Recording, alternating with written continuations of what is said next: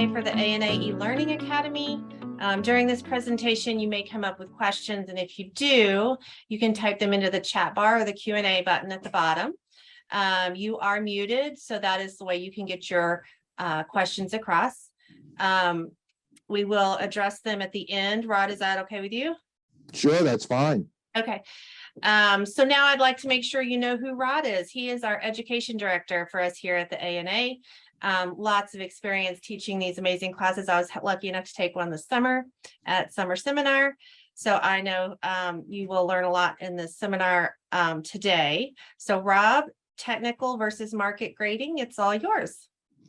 Thank you very much, Paula. Good morning, everyone. As Paula said, my name is Rod Gillis, and I'm the Education Director here at the American Numismatic Association. And I've had a lot of experience teaching fundamentals of grading.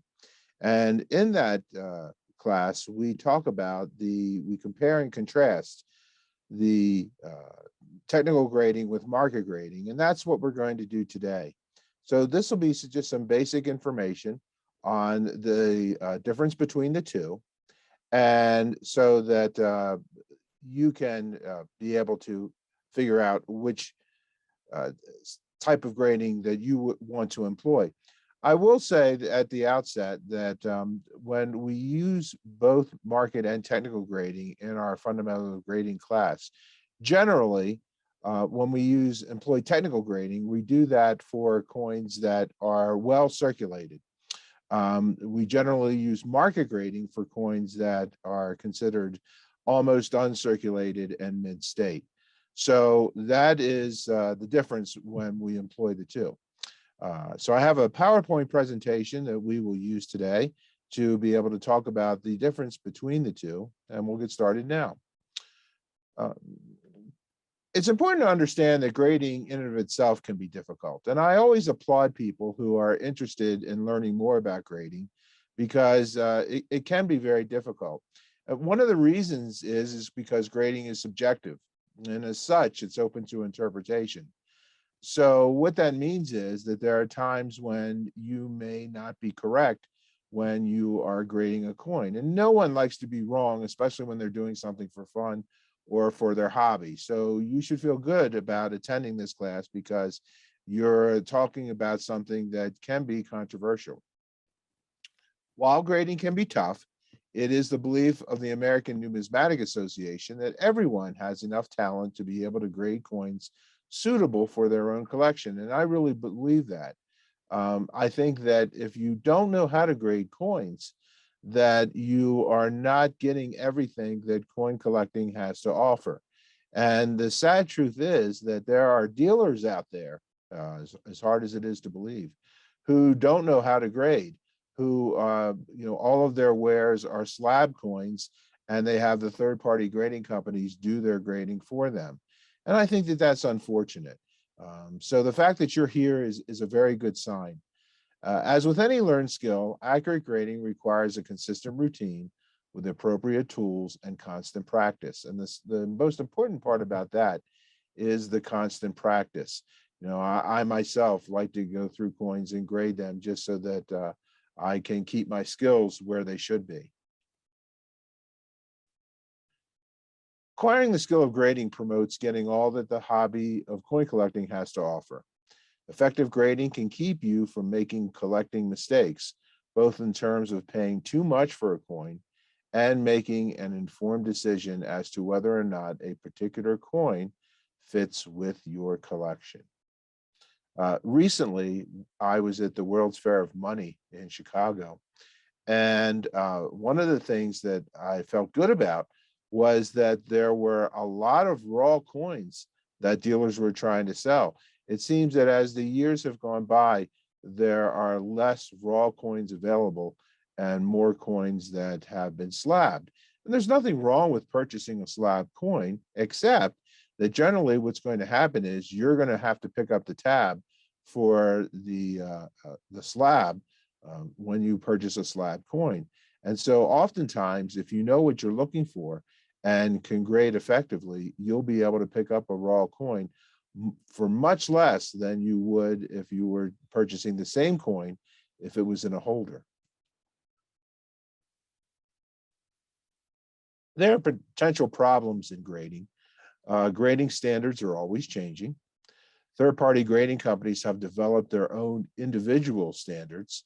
That's why if you ever have had a coin and you've broken it out and sent it to another third-party grading company and it came back with an entirely different grade, you wonder how that could be. And probably the reason is because the grading companies have their own grading standards and it fits in with the grade that they're looking at.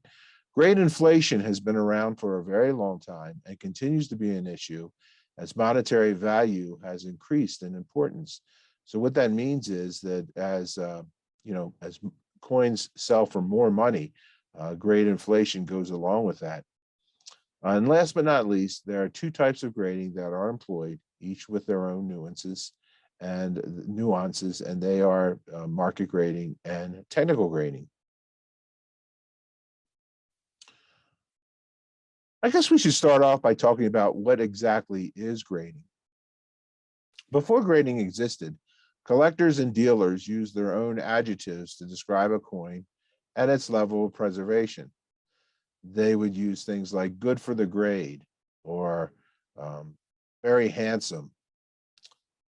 Before photography existed, rubbings, an imperfect attempt at best, was really the only way to communicate if the interested parties were far apart. So if you live several states away and you were interested in buying or selling a coin from someone, and this was before photography existed, really the only way that you could get a good idea of the coin itself was by a rubbing. Photographic images did help, but standardization was needed, standardization in grading. Grading is really a language filled with standards that numismatists accept.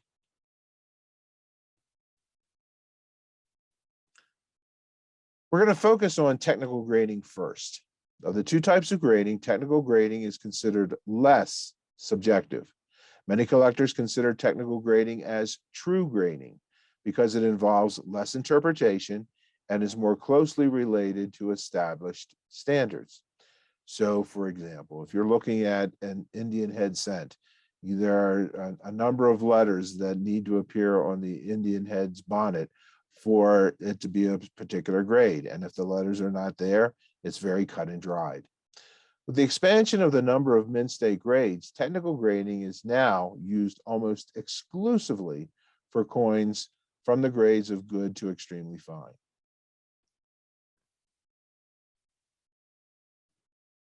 When I teach the class on fundamentals of grading, the technical grading source that I use is the grading standards for United States coins that the American Numismatic Association put out. It was edited by Ken Brissett, and it's been around for quite a few years. The most recent edition is the 7th edition. And the difference between the 7th edition and all other editions is that the 7th edition actually has images that are in color.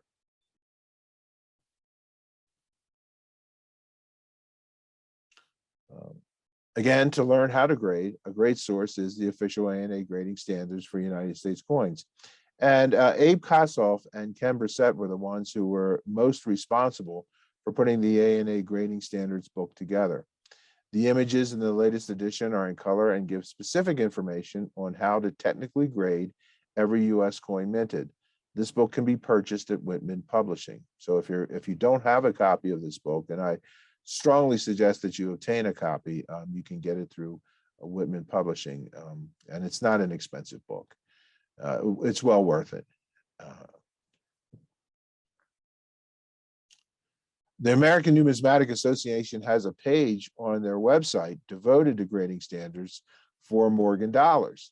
The images can be found at, and I'll leave this page on for a moment, so if you wanted to copy down the link to this, or if you simply go to our website, which is money.org, you would be able to find this very easily. But there's an image, I think starting with MS-67, for Morgans going all the way down to poor, and it lists the grading standards and it shows images for each of the coins. We have an individual Morgan grading set, and we used it just for that.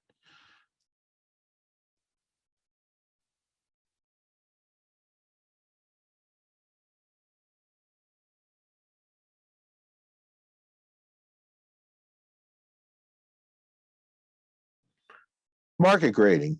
Market grading was developed when the number of Mint State grades expanded to its current number of 11. There are 11 Mint State grades going from MS 60 all the way through MS 70. Market grading is generally employed with coins that are almost uncirculated to Mint State.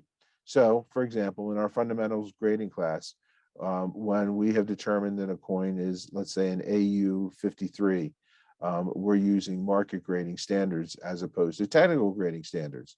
If we determine that the coin is XF, then we switch over to technical grading. Market grading is not so much grading a coin as it is valuing it. And there's a lot of controversy in what I just said. Third-party grading companies would say, no, no, no, that's not true, that grading is grading and market grading is grading coins. And I would tell you that it's my belief and the belief of many numismatists. For example, Bill Fiva, who is well renowned in the numismatic field, that market grading really is just a matter of looking at a coin and saying, in this particular grade, the coin would probably sell for this amount of money, which is associated with the grade. Therefore, it is that grade. So if they were looking at, let's say, a $20 gold piece, and they said, by the looks of this coin, I think it would sell for 63 money.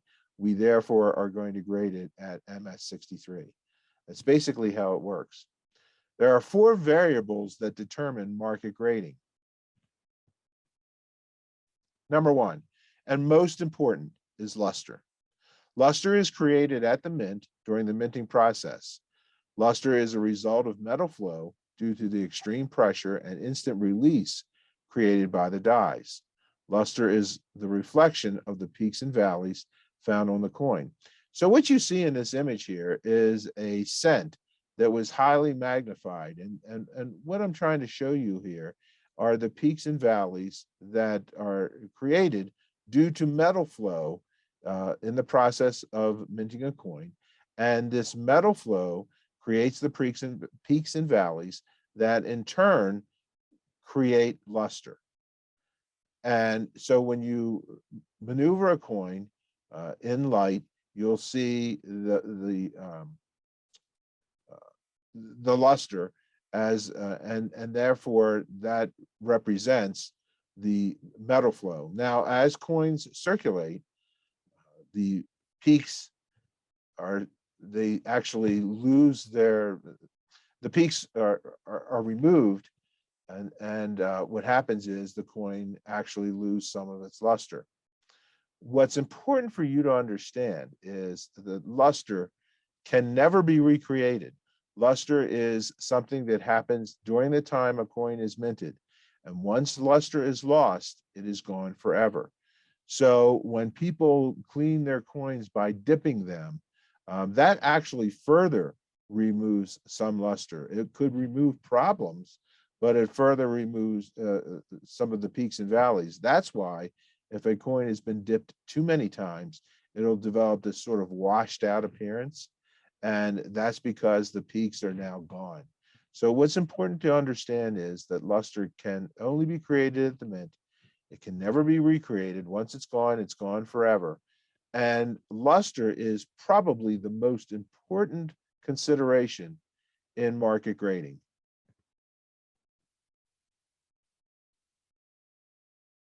As a coin wears in circulation, the peaks wear and reflect less light. Dipping a coin in solvent repeatedly or for a long length of time can wear at the peaks as well, producing a washed out appearance. As the dies begin to wear, less luster is produced on subsequent coins. That's why when coins are minted early along, when the dies are fresh, the luster pops more than if you're looking at a coin that was produced by a set of dies that are well used.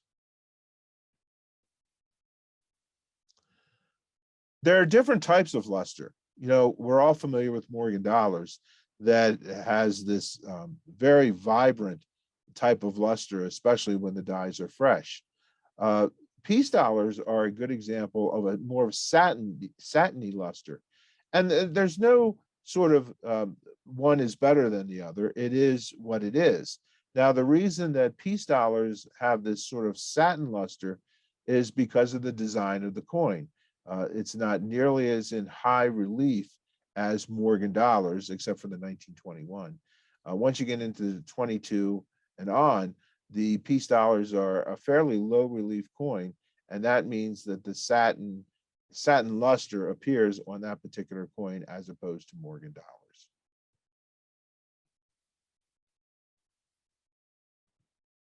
Since luster is part of the minting process created at the mint, once luster has been lost, it can never be recreated. So here we have an example of a coin that has, very little wear, but the luster is absent from this particular coin. And that's because either the small amount of circulation has worn away at the peaks and or valleys, or the coin has been dipped repeatedly. One thing I can tell you with Morgan dollars we estimate that about 90% of Morgan dollars have been cleaned at one time or another. There are very few Morgan dollars that are in their original skin, and those that are very highly prized.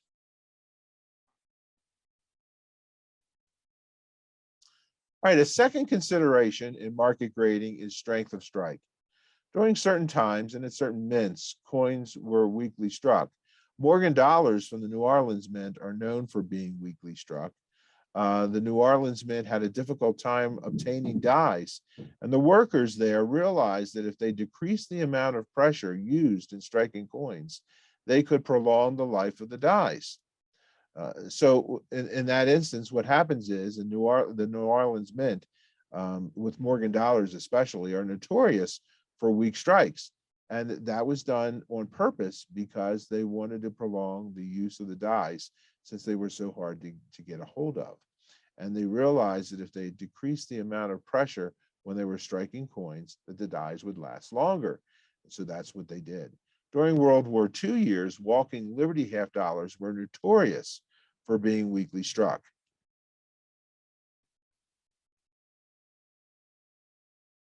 So here's a mint state Morgan dollar from the Carson City Mint. Now let's examine this for a moment. Notice the details around the ear and the hair above the ear. That's not wear. That's actually because the coin was weakly struck.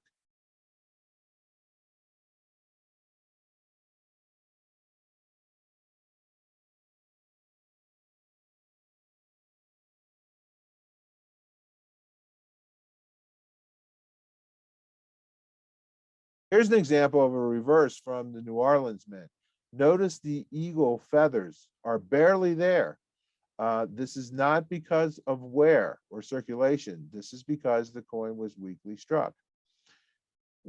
It's very difficult for people who are beginning to grade to learn the difference between a coin that is weakly struck and a coin that shows wear. And the best advice that I can give you is that you're always looking for a change of color.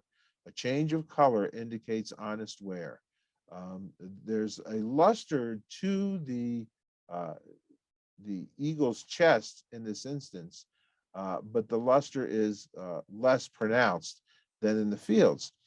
And you might want to say, well, how is it that when you're looking at a coin that's weakly struck, it's generally in the same areas? And that reason is because of metal flow. If we go back for a second at this coin, so the ear and the hair above the ear on this particular coin is generally the highest relief area on the Morgan dollar. And what that means is that makes the metal flow the furthest in this instance. So if there's not sufficient pressure, the metal is not going to flow completely, and that causes a loss of detail. And so it is with this particular coin. Same here. Oftentimes you will notice, based on the design, that the center of the coin is the area where the design is in the highest relief and the metal has the furthest to go. So when we're looking at a weakly struck coin and we're looking at loss of definition, we tend to be looking at the center of the coin where the design is most prevalent.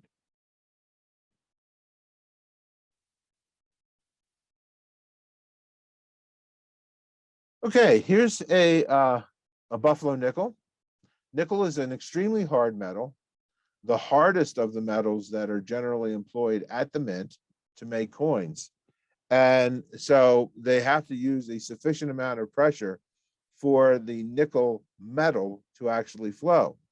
And if you look at the obverse, you can see that in the cheek area and the hair that is immediately above the braid, that it's hardly there at all, that the detail is completely gone.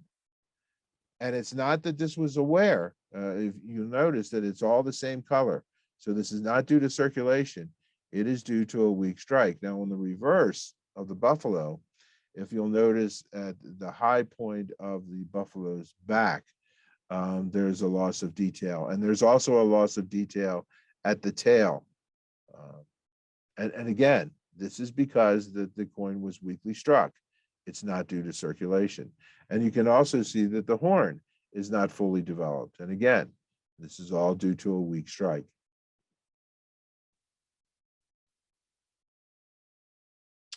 Liberty walking half dollars, especially during the World War II years, are notorious for being weakly struck. Here's an example of a walking Liberty half dollar. And the hand, Liberty's left hand, and the design on her leg is gone. It's not there. And the reason is because this coin was weakly struck. And it has nothing to do with wear.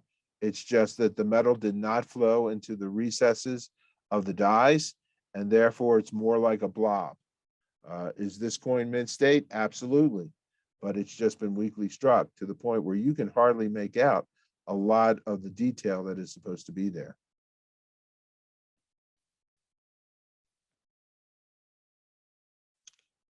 All right, another consideration in market grading contains surface marks or detractors. Detractors or coin marks occurred at the mint. A popular term is bag marks, but for the most part, the term is a misnomer because most marks are created after a coin is ejected from the press into a large container known as a hopper. Marks are measured primarily by their size and location. Large coins made of primarily soft metals, gold and silver, for example, generally pick up more hits, especially in the fields, than smaller coins. So all of these are considerations when you're taking a look at surface marks. Let's explore this a little further. Surface marks, location, location, location. Marks outside focal points are not considered as damaging as marks located on primary devices. Let's take a look at this coin. Notice that there is a considerable mark or detractor that is around 7 o'clock. It's above the 2 stars. And you can see the mark there. And that mark was created during the minting process when another coin was ejected from the printing press and landed on this particular coin. The edge landed on this coin. And you can see the imprint of the reading. And that's what caused this particular mark. It was not caused in a bag rubbing against one another. That's not how this mark was created. And even though the mark is there and it's pretty prevalent, at 7 o'clock, it really isn't something that your eye first is attracted to. Therefore, this particular mark is not considered as bad as marks that would be located in other places. Let's take a look and see what I mean. So now the mark has moved and it's right on the cheek area of Lady Liberty. And, you know, if you encountered this coin for the first time, your eyes would just zero in on that mark in the cheek area. It's not so much that the mark is deeper or longer than the first one. It's just in a more obvious area. And therefore, this particular coin with a mark located here, the mark is more important and is a larger detractor than the previous one. We'll look at it again. Okay, this one at 7 o'clock, not so bad. Your eye doesn't necessarily gravitate toward it, but it does here. Here's another one. The mark is on the chin area of Lady Liberty. And again, your eye would focus right on this if you encountered this coin right away, because it's in a very obvious spot.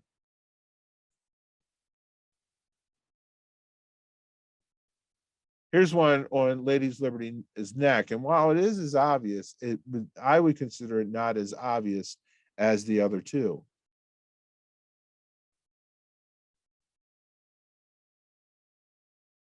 So if we looked at all four together, what I would suggest to you is the coin that is on the lower right-hand side is the mark is the least obvious, and therefore the detractor wouldn't be considered as serious. Next would be the upper left, where the mark is on the neck area. Then next to that would be the upper right, where the mark is on the chin. And the one that would cause the most grievous concern would be the lower left, where you have the mark that is on Lady Liberty's cheek. So location is extremely important, along with severity, as to where marks are located. And the fourth, and by far the most subjective part of market grading, is eye appeal. Of the four variables in market grading, eye appeal is the most subjective. It is best to think of eye appeal this way: luster plus strength of strike plus surface marks, or the lack thereof, equals eye appeal. Toning is often a consideration in eye appeal. You find this particular coin, does it have a great deal of eye appeal for you, or not? And that's strictly something that is based on your opinion. This is the Panama Pacific half dollar. You can see it has quite a bit of toning. Some people would think of this coin, they would highly prize this coin. They would think this coin is a very beautiful coin because of the toning. There are other people who would not consider this coin nearly as nice because of the toning, and they prefer coins that are blazing white. I will tell you that in the early 1990s, there was a big push for coins to appear, all coins to appear as blazing white. And so coins that were toned were often dipped to remove their toning as best as possible, so that the coin would appear blazing white. We've sort of changed that now. And now we've gotten to an area where toned coins are acceptable. Not only are toned coins acceptable, but pleasantly toned coins to many coin collectors are preferred. I know, for example, that I sent a Franklin half dollar to a grading company to be graded. And I said to myself, this is a 63. This is a 63 coin. Based on the detractors, strength of strike, it's a 63 coin. However, the toning was very pleasant on this coin. And so my thought was that the third-party grading company that I sent it to was going to bump it up a full point because the toning was so attractive. And sure enough, it came back as a 64. And I believe what had happened was that I had graded the coin correctly, that the coin was a 63 that just had great eye appeal due to the toning of the coin, and therefore became a 64. Now, what I will tell you about toning is that toning is corrosion, and that even the most beautifully toned coin sometime in its life will turn black. All toned coins, because of corrosion, will turn black. Now, it may not happen tomorrow. It may not happen in your lifetime, but eventually it will happen. Some coins tone faster than others, and the the best analogy that I can give is the Colombian commemorative half dollar. I see so many Colombian half dollars that have turned black, and we really don't know why that is. It perhaps was the area that they were minted, the silver that was used to mint the coin, or the creation of the dies and die polished used. Any of those reasons, or a combination thereof, could have caused the Colombian half dollars to turn black so quickly. But we do notice that so many have turned black so rapidly, and that's what will eventually happen to all tone coins. Again, it may not happen in your lifetime, but it eventually will happen because toning is corrosion. And here's the thing about toning, and this is the part that I tell my students when I teach the fundamentals of grading, is that you have to be careful with tone coins, as beautiful as they are. And I particularly love tone coins. However, toning can hide a lot of sins. It can hide cleaning. It can hide abrasions, detractors. And so when you're attempting to grade a coin that has a great deal of toning, you need to look beneath the toning at the actual coin to be able to determine a proper grade. And so that would be the case with this specific coin. I personally really like this coin, but again, others may not like this coin at all. And you know what? Neither one of us are incorrect. All right, so here are important comparisons and considerations. Technical grading. Technical grading has no relationship to the value of a coin. Doesn't matter how valuable the coin is. When technical grading is used, the grade is the grade, and that's it. Surface marks do not detract if they occurred at the mint, and there's no penalty for a weak strike. So what I'm trying to suggest to you with technical grading is that whatever happens at the mint is not considered a penalty or a detractor when you are technically grading a coin. All right. So, for example, you could have a coin that is weakly struck, and that's not the fault of the coin. That just happened at the mint, and therefore technical grading standards would dictate that it would be a particular grade. Market grading. Market grading is related to the value of the coin, hence the market grading name. Market grading is based on 4 variables that include luster, strength of strike, surface marks, and eye appeal. As I mentioned to you, that I like to think of luster plus strength of strike plus surface marks will equal eye appeal. Detractions for imperfections that occur at the mint are considered, including weak strikes. So unlike technical grading, if a coin is weakly struck, the third-party grading companies may not, and they most likely will not, grade a coin as highly as if that same coin had a strong strike. Right? Market grading is more valuing the coin than grading it. And it's been my experience, and I know there are exceptions. If someone wanted to say, no, that's wrong, I know there are exceptions. But generally, what I can tell you is that a mint state coin that has been weakly struck will not grade higher than a 64 from the third-party grading companies. Now, there are exceptions to that rule, but I rarely see it. For the most part, if you have let's use a Liberty Walking half dollar, for example, and it is weakly struck, but it has no detractions. The field is free of marks. It has decent luster. It's a nice coin. It's just weakly struck. That coin will probably come back as a 64 or less, as opposed to if it were fully struck, it may come back as higher. So with technical grading, whatever happens at the mint happens, and that's not something that you would consider in the grading of a coin. With market grading, what happens at the mint is definitely a consideration in the particular grade that is employed for that coin. Okay, So that is the information, the comparisons and contractions with technical grading versus market grading.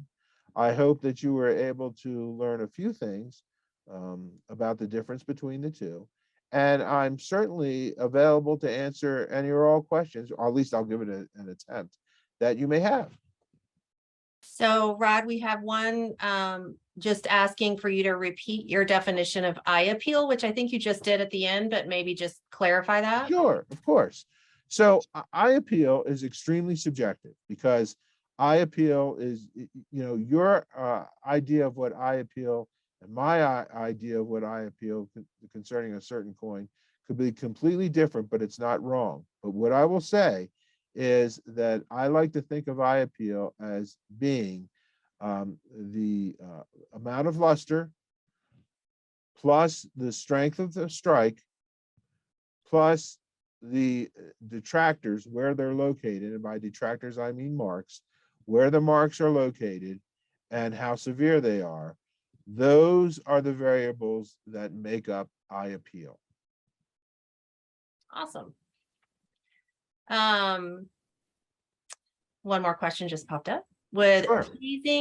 Would pleasing toning on a circulated coin lower than AU affect the coin's possible grade, even though technically grading is used to grade the coin? Could you run that by me one more time? Yeah. I'm sorry. That's okay. Would pleasing toning on a circulated coin lower than AU affect the coin's possible grade, even though technical grading is used to grade the coin? So the question involves, if we're looking at a coin that is below AU, but is toned, will that affect the grade of the coin? Is that correct? Is that? Yes. Okay. So generally, no. When we're looking at coins that are XF and below, they have lost a considerable amount of luster. And so the toning itself is generally not a factor. It's not considered nearly as pleasing as a coin that is AU or mint state. So my answer would be that generally, and of course there's always exceptions to the rule, generally that toning is not nearly the factor if it's XF or below as a coin that is AU or above. Okay. If you're evaluating a coin to purchase it, how do you grade? Do you start with technical and then consider market? Boy, that's a great question. So again, if you're going to attempt to grade a raw coin, there's a progression that you'll want to go through. So the very first thing that I do and that I teach my students is that you're going to, first of all, decide if the coin is AU to mint state or if it's below that.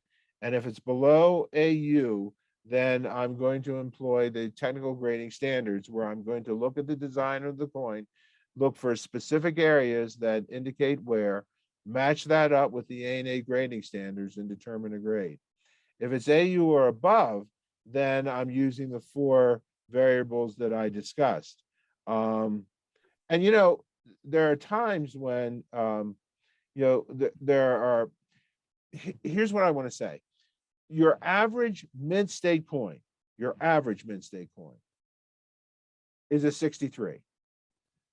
And so I always keep that in mind. And when I'm market grading a coin, I base the 63 as the standard. So if I've determined that the coin is mint state, then I'm thinking to myself, okay, is this 63 or below, or is it a 64 and above? And when we get to the 66s area, I like to call those coins wow coins. And I like to call them that because the very first thing that you're thinking, or the very first thing that you say when you encounter that coin is, wow, this is something that's very special. When a coin is a 63, 62, 61, or 60, what that tells me is that there probably are significant detractors, that the luster is average at best, okay, and the same with the strength of strike. Not only that, but we often call the grade of 60 the forbidden grade. And we call that the 60 the forbidden grade because the grading companies generally don't like to use 60 on their coins. And I've always said that it would be really neat for somebody to put a typeset together of slabbed coins that are all graded 60, because that would be really cool, because they're really not all that prevalent. But here's the thing that you need to know about a 60 coin. A 60 coin is a problem coin. And I don't mean it's a problem coin in terms of it's been cleaned or anything like that, or scratched or something like that. It's a problem coin because if it grades 60, what that means is that there is something, at least one thing that is very significant on that coin that makes it a 60. And what I would tell you is that an AU coin, an AU 58, has more eye appeal than an MS60. An MS60 coin looks like it spent its life in a gravel truck. An AU 58 coin has very pleasing attributes. It has nice luster. It has very few detractors. It's a beautiful coin, except that it has some minor wear. And I often advise people, I say, if you're not hung up on this, it has to be mint state, that if you run across an MS60 coin, you're probably better off seeing if you can find an AU 55 or especially an AU 58, because it will have more eye appeal than the MS60. It just will have a little bit of wear. And chances are that you'll be able to get that coin for a better price than you could for an MS60 or an MS61. If you buy an MS60 coin, okay, chances are that after a while you'll regret it doing that, as if you had the ability to buy an AU 58 coin. Great. We have one more, a couple more. What's the difference between an MS 67 and 68? Yeah, well, so there are very few MS 68 coins that are around. And an MS 68 coin really has to have all four in abundance of the variables that we discussed. You're not going to find an MS 60 coin that is weakly struck. It has luster that is just crazy off the charts. And you're going to have a very hard time finding any detractors. Certainly, you won't find a detractor in the area of the design. It'll have to be out in the field somewhere, and it will be extremely small. In other words, that you have to look for it. 67, which is still an extremely nice coin. Okay, a 67, the detractors might be a little bit more prevalent, and it might not quite have the luster of the 68. But the difference is very minuscule. It's not that big. If you were able to hold those two coins together, you could tell the difference probably based on the detractors.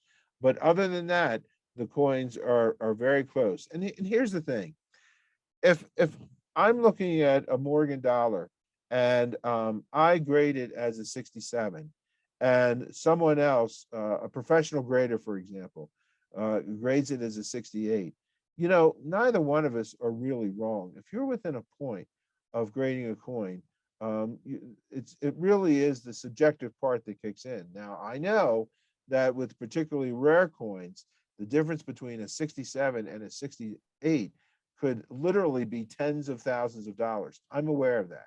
But what I want to tell you is that in general instances, if you're grading a coin, let's say as a 64, and you have a friend who grades it as a 65, you're both good.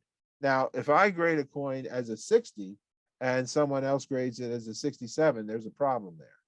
Or, if I grade a coin as very fine and someone grades it as good, there's a problem there, because now there's a wide difference between the two.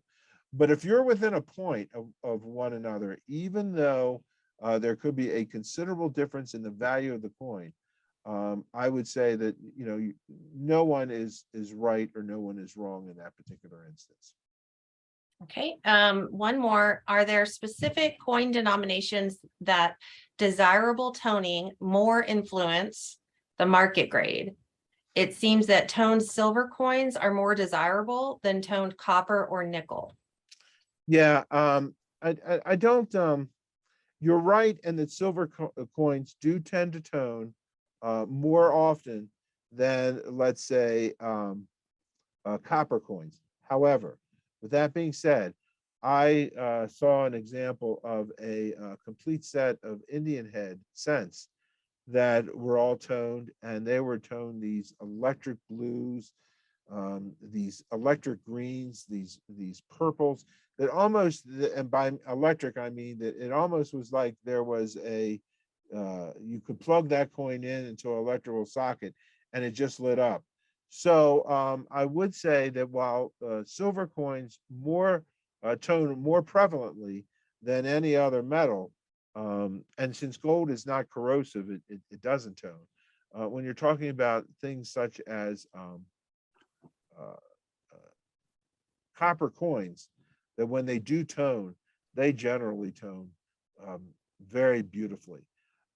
And again, with toning, there's advanced stages of toning when the coin, I'm not saying it turns black, but it begins to turn dark. The vibrant colors are really intense, and they're toning dark. And again, there are people who just love those particular coins.